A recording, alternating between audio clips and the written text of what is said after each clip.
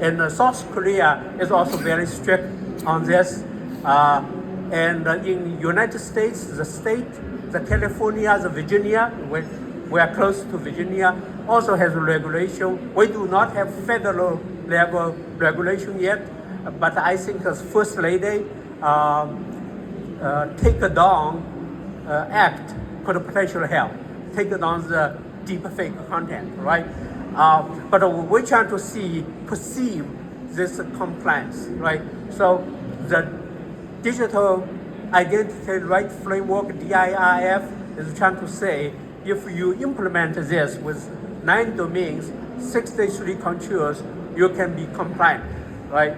So it's also trying to map with the Cloud Security Alliance control framework and NIST as well AI risk management framework. So it's trying to match it, and we cover a little bit more, right? And so implemented, currently it's a proposal. What we foresee to implement it, we need a 5 layer, right? We need the identity input layer, we need the auditing, and we need the governance layer, 5 layer. So this is how you can stop the synthetic onboarding, voice cloning that I just introduced at the very beginning, right? And then the impersonation and the real-time manipulation, right? So this is the corresponding controls we have. And then the business value, you have financial protection, compliance is important, you have the trust capital, and then you have the operational edge. So if we look at this with the Hong Kong case, apply with the digital identity rights framework, and in each layer we have the control. So attack gets the CFO voice. This is one of the attack phase, and we need the detection voice anomaly, right? So we have corresponding control, and then you generate a high quality deep fake. You have the flag similarity. So all this has a corresponding control. What do you do? So this is what proposed. Is you need using the employment awareness training. Okay, we do have our company do propose this kind of training, and especially the executive need to be trained. Right, everyone need to be trained, but especially executive because they make a decision, and also the process is very important. The current workflow, like you need to revisit your workflow in terms of purchase agreement, project like signing and money transaction. All this workflow need to have deep fake proof, right? You have to check for deep fake. So this is a process improvement, but start with the employment awareness training. And this is a potential, like we estimate, potential return on investment that you can have if you can have this 90-day implementation plan. And the window is closed. This is what I'm trying to say. It's especially in agentic area, the deep fake will be everywhere. It's not like 680% increase. Maybe it will be 2,000% increase, especially if the agentic really take off. So yeah, we need to act now. It's the critical decision point, and you need to do it. I think I leave 2 minutes for question. Any questions? Yeah, the microphone is not so good. I don't know. I have to do this. So sorry.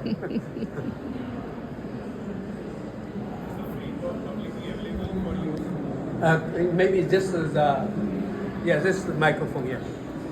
Is the framework publicly available for use as well that we can use, DRF framework?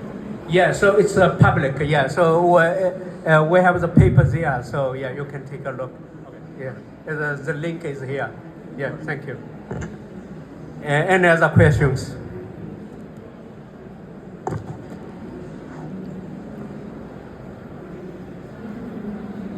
Yes. what are some of the challenges that you have seen while implementing DRF framework in some of the organizations, or like I think you gave an example of the Hong Kong piece, right? What are some of the challenges that you faced, and how did you overcome those challenges? Yeah, I think the awareness is very important, right? If you are not aware of the deep fakes issue, then you will not do the work. I think that the key thing for today is really to raising the awareness, like it's urgent. You need to act now, and it will growing, right? Especially the AI technology is improving, the deep fake technology is improving. Of course, the technology to detect deep fake is also improved. So this is a cat and a mouse, right?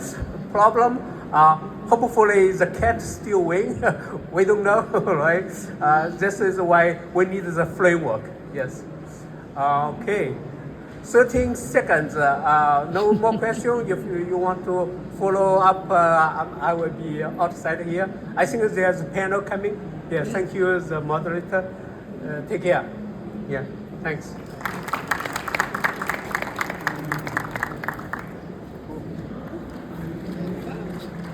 Thank you. Do you mind recording? Sure. Yeah. I want to get your information so I can give you the video. Okay. Sure.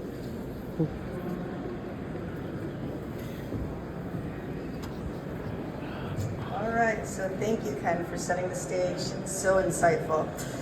We now move into the panel discussion, Fighting Fraud, Assessing the State of Play Across the Fraud Landscape. So I'm joined today by an exceptional group of experts. Raphael Tsao, Senior Director of Identity and Risk Engineering at eBay. Chris Gronek, Director of Solutions Architect for Advanced Network APIs at Vonage, part of Ericsson. Christian Gironalda, Senior Director of Network and Data API Innovation at Verizon. And Jonathan Prisby, Deputy Lead of the Biometric and Identity Technology Center at the Department of Homeland Security.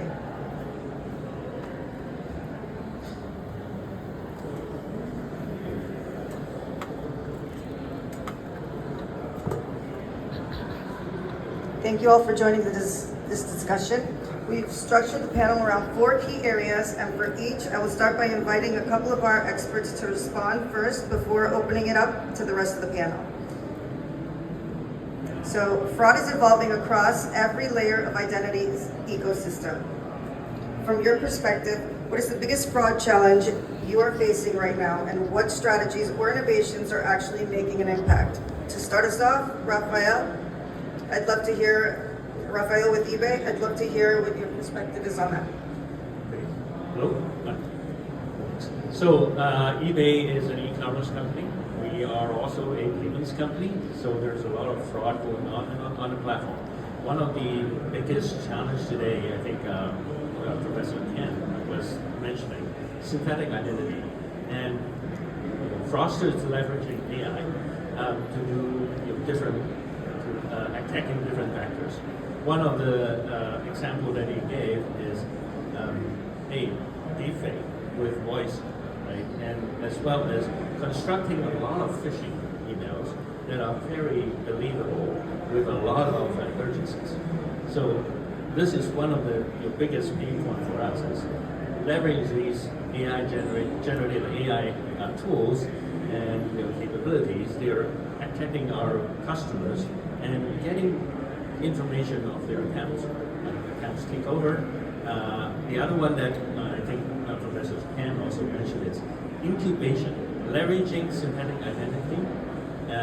Synthetic identity is nothing new. In the past, before generative AI, before digital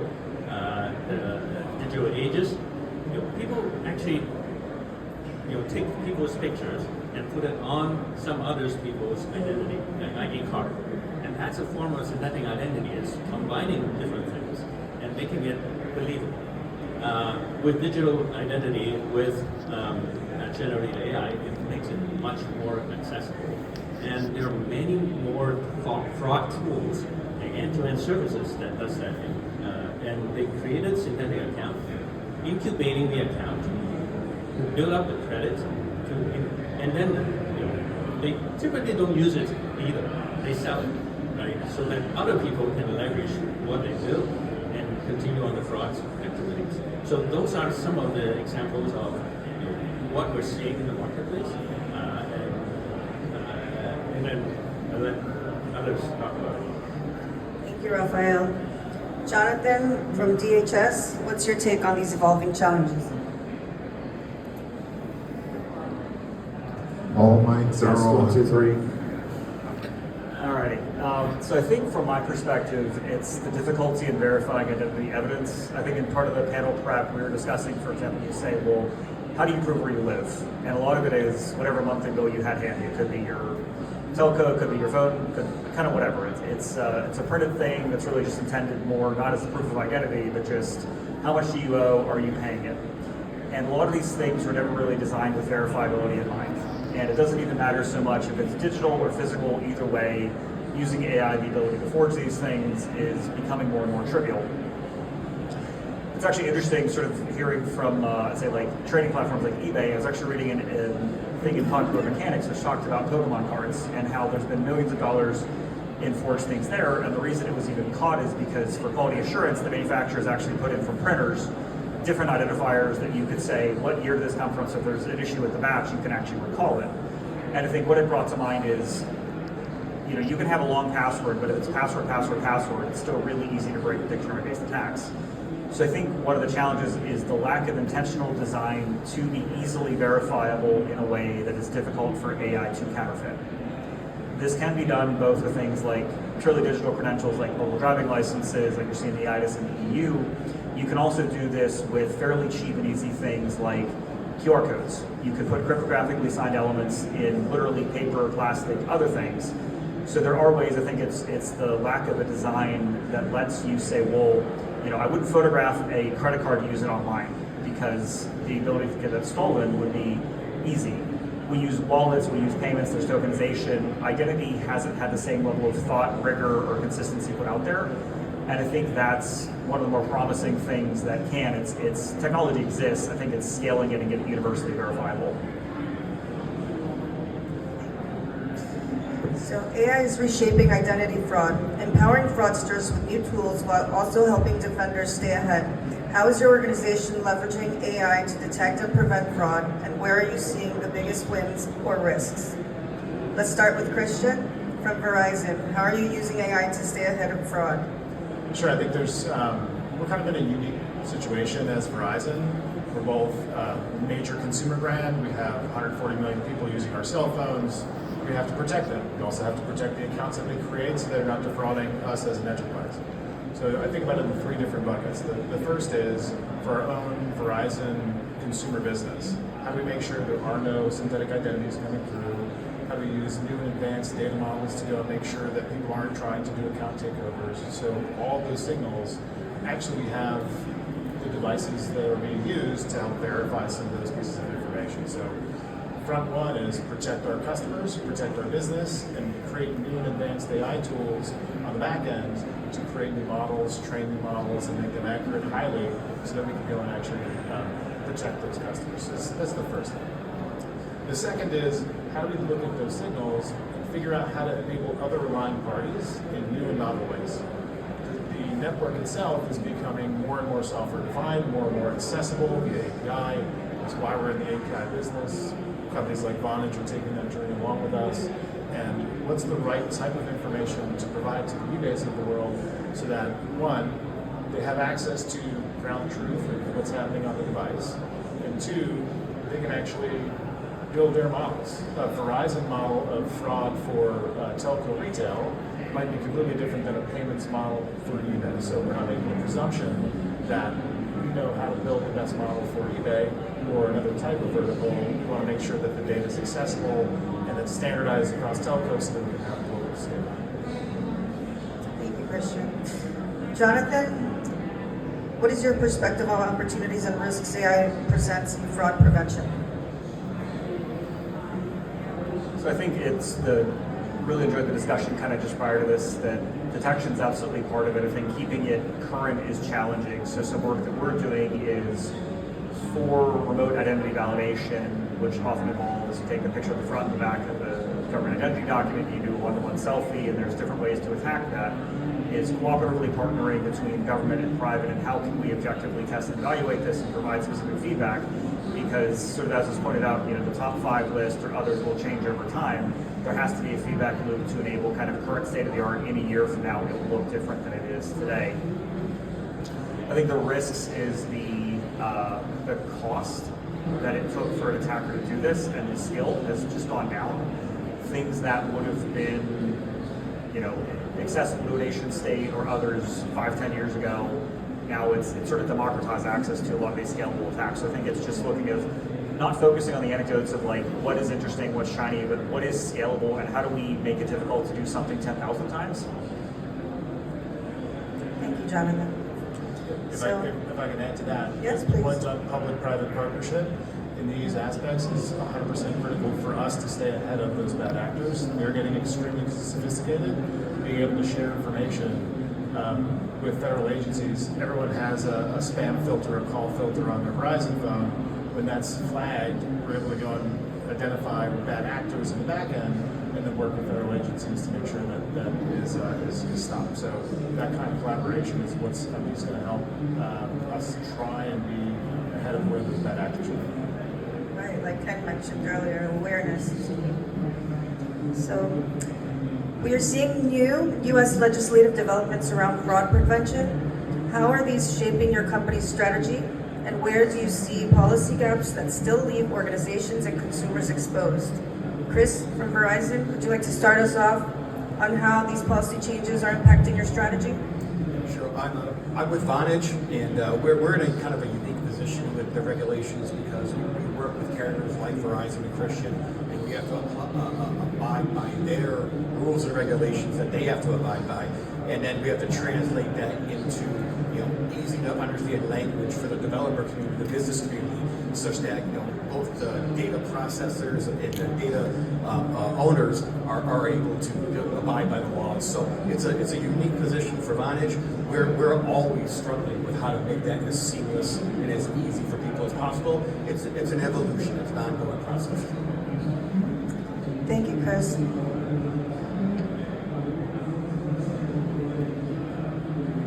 Hold on, sorry. Raphael from eBay. I can add. How are you navigating these policy developments and potential gaps? Yeah, one of the things that I think with the consumers, not informed consumers federation, for a marketplace like eBay, we now, for our larger sellers, we are required to do KYC, right, to fight fraud and fight on counterfeit and other things. Those are good things that give consumers the trust and safety net. We also see California, for example, have the California Consumer Privacy Act, which is very similar to besides U.S. is the GDPR on the European side, which made companies responsible or build infrastructure that they look at consumer privacy to protect the consumers, as well as all the lineage and usage of the private data. So those are good things that in a legal sense, in the legal realm, that are happening. Where I see gap is, for example, in Europe there is the e-IDAS, digital ID, which is covering the entire European countries. But in US we see bits and pieces of mobile ID that are coming into place, but not quite yet. So federated identity authorities would be needed to help with the current landscape, as well as from an identity access management and delegation perspective. How are we answering for agentic AI? Right? How do we make sure that agentic AIs are good agents, as well as carry over all the delegations and authorities that the original users intend for along the chain, Right? So those are some of the areas that I think would need industry-wide collaboration to make it happen. Thank you, Raphael. Identity theft continues to rise, impacting both individuals and organizations. How can we better educate the public, protect consumers, and stay ahead of increasing sophisticated fraudsters? Christian from Verizon, could you start by sharing how your organization is addressing the consumer protection? Yeah, I think there's two pieces to this. One, we have on any Verizon phone what we call the Protect app, and in that Protect app, that's where your spam filter, your call filter, it's showing you proactively, hey, there's some bad actors out there, and we're protecting you, aptly named, on your behalf to make sure that you're aware of these things happening. In that product, there's a number of different educational services that also say, hey, here's some different attack vectors that are coming out. Here's some things that you should do. And not only around calling and messaging, because there's plenty of phishing and smishing, and that's all the news we can educate on those campaigns, but it's also how to look at your data usage. What do you do at your home Wi-Fi? How do you put securities, firewall, like the things that the consumer can do at home in that one point of contact? The more that you see a call filter pop up, say something's happening, it's an opportunity for us to better educate the consumer of all the other attack vectors that they can A, be aware of, and B, have different things that they can do to prevent it. And building on to that. Yes. Is the idea that we tend to deep dive into the technical bits and bytes of how these attack vectors happen, whereas grandma and grandpa, they don't understand that. So I think we need to do a better job as an industry bringing these attack vectors down into plain, simple English as to this is what you should expect to see when these things are happening, or the fraudsters try to take advantage of that urgency of you better do something now or something bad is going to happen. Educating people that it's okay to take a second or two to think about if someone's asking you to do something, is it really in your best interest in doing it? It's okay to be a skeptic when people are asking you to share private information. You shouldn't be ashamed about being rude in that matter. It's part of the education process we have to do, just to bring it more down to earth for everyday folks and not just the people folks. I'd say it's not just, for us, the Protect app is our customer-facing experience, but to Chris's point, it's a user experience using these next-generation fraud prevention tools, problem to solve from a design perspective. So when I am signing up for an account in the future, we now have different tools to make that more fortified. How do we make sure we're explaining what's happening in the background? And it's not an easy thing, right? Like panels today talking about enrolling your biometrics. What am I getting for it? How's it stored? All the pessimism that consumers have. We have to simplify the techie stuff that all of us care about up here and make the John Q customer really feel surprised and delighted that when it happens, it's frictionless. It actually takes less steps to get to where you want to be, and your stuff is secure. That, from a network and developer API perspective, alongside relying parties like eBay, is a user experience challenge that we're at the starting point of from an ecosystem perspective. But I think it presents a new opportunity to change the consumer experience across all these applications going forward. There's also one interesting aspect that we've seen in conversations with some financial institutions about using SIM-based authentication and getting away from one-time passwords. And their feedback to us was, well, customers seem to be very comfortable with receiving an OTP. They trust it more coming from the bank. And that's the idea of educating the population as to just because it's something you've always done and you're used to it does not mean it's the best way of doing it. And they have to be open to new ideas, and you can explain to them the benefits of doing different things. Because they don't understand one-time passcodes could be socially engineered. So, thank you all. Any questions? If you guys want to share anything else, we still have some time. I want to echo the education part. It's eBay. We actually launched passkeys, which is a much better authentication mechanism. The challenge is getting people to sign up, and because a lot of people still wants to use password, it's always going to be a backdoor until we completely shut it down. So it's always the weakest link. So until everybody got educated and get on board on that more secure, whatever way it is, more secure authentication mechanism, we're always going to be successful for social engineering or fraudsters. I think maybe to add the point is, this is why there's a need for research, things that can sound simple, heuristics of like, why don't people just get on board? It's the same way that if you look at like pills, people sometimes like the placebo effect. If it tastes bitter or it's large, it's perceived as more effective. So the idea that we can educate our way out of it, I don't know if that's actually true because have we ever been able to do that before with everything else? Can we understand how humans think, how humans perceive, and make sure that we're actually doing research to make sure that if there is education, if there are things, it's effective. One thing just, and it was like, for the .gov, one of the reasons there's a .gov domain is it's a simple heuristic. If you go to a .gov site, it is officially a government website. If you go to a .com, it looks exactly the same, it is not. The idea was it's a simple rule, or like Social Security has a slam the scam. One thing I think is a lot of this stuff can get overloaded in terms of complexity. Like a simple rule I have for just my personal life, family members is, look, if you're not sure, just call me, text me. If you do get this, hey, someone on WhatsApp said, this seems like a really good deal, but they said I have to invest right now. And I was like, just text me. I will sort of let you know and help filter and help slow the stuff down. And this has happened, I think, 3 times in the past, like 8 weeks. So, it's a burden I'm happy to bear because I don't want anything happening to loved ones, like a romance handpick butchering and whatnot. We're going to share his cell phone number at the end of this. And I mentioned grandma and grandpa not being tech savvy. I mean, the complete opposite end of the scale are all the millennials now that have grown up with the internet in their pocket, and they don't think twice about giving out information, posting pictures everywhere they're going. Just education across the board. And I agree with you, education alone is not going to cut it. It's so scary.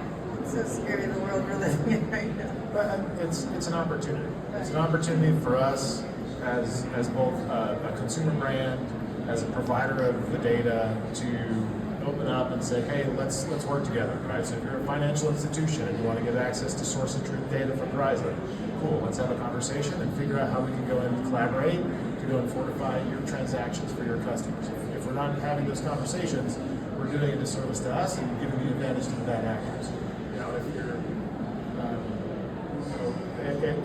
it's up to us to go and fight together, and so that's why we're here. We're here to go and say, hey, we're open to make sure that our customers are safe, that your customers are safe on our network, and let's figure out how to do it together.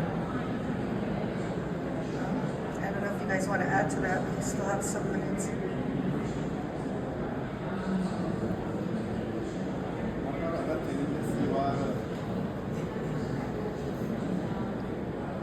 What are other challenges are you facing to handle the fraud detection?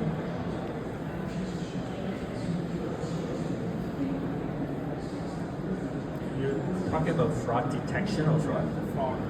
Fraud. Just fraud. Well, there's one example it's quite interesting that we are actually seeing deepfake voice in real time that it's not to our customer, but actually to our CS, like customer support. They leveraging Gen AI to be able to do deepfake voice as well as responses to plea. So, for example, hey, can I get my account back, or can you unblock certain things? That's another new attack vector that was. I'll say, from a portfolio product perspective, we have enterprise products that today, if you have call center services from Verizon, you can layer on top different types of voice analytics, right? To say, is this a deep fake? Is this an authentic number? Those types of things are some of the advanced tools that we're thinking about. And we partner with other companies to go and make sure that those are best in class.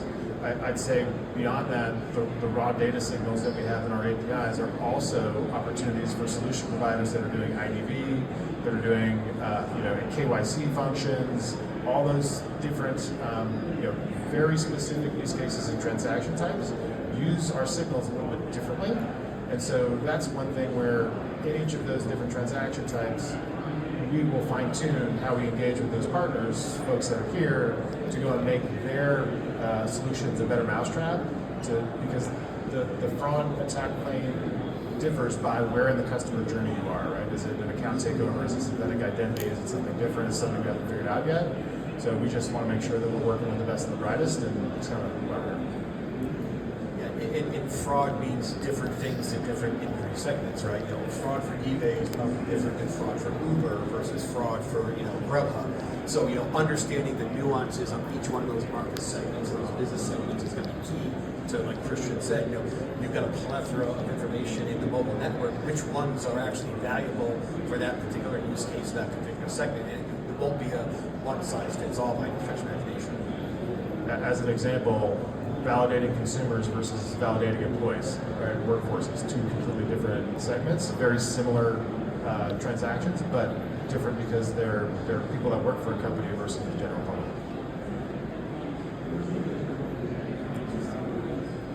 By the way, your pill analogy earlier, my kids would disagree. No matter how bad it tastes, they're just not going to say, oh, it's going to work better. So.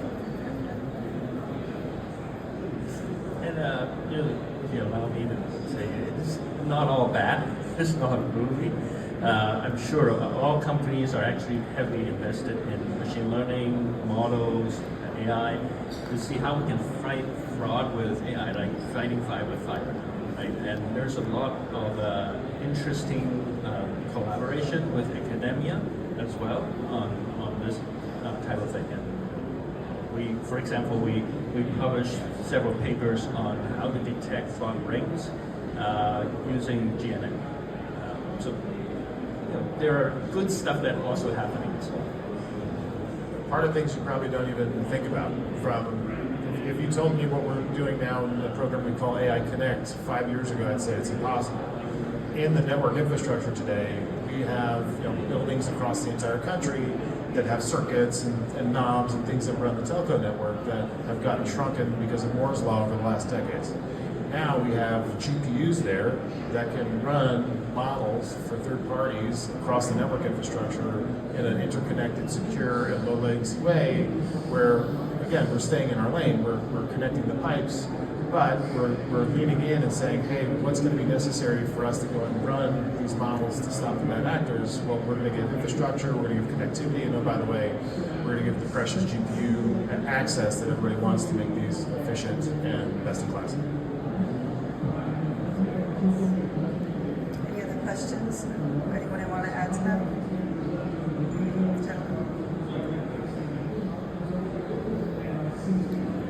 So a question specifically to Rafael, as you're dealing with global execution of transaction.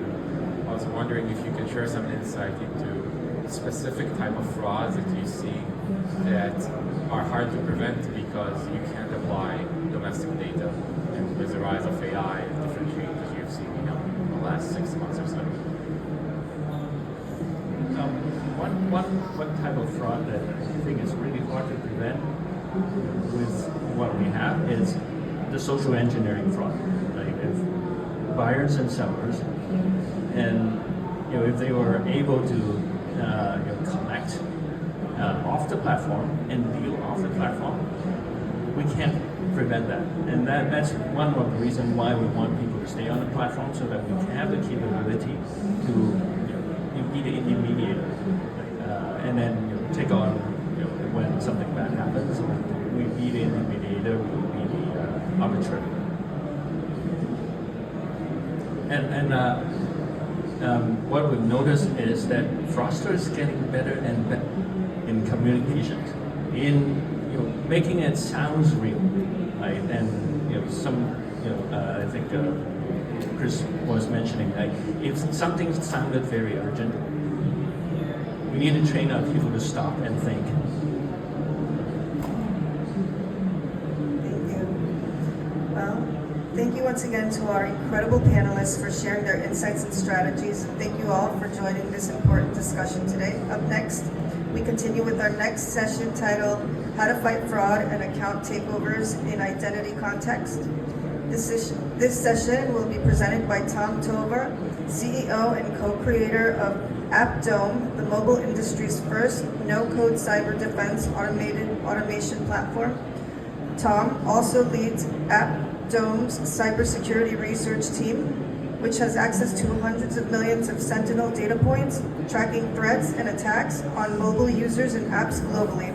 Prior to funding AppDome, Tom served as an executive chairman of Badgeville, an enterprise engagement platform acquired by Calidus Cloud, and a CEO of Nominum, a DNS security and service provider acquired by Akame. Please join me in welcoming Tom, and thank you once again for all our panelists today. Should I send you the full link on LinkedIn? Right.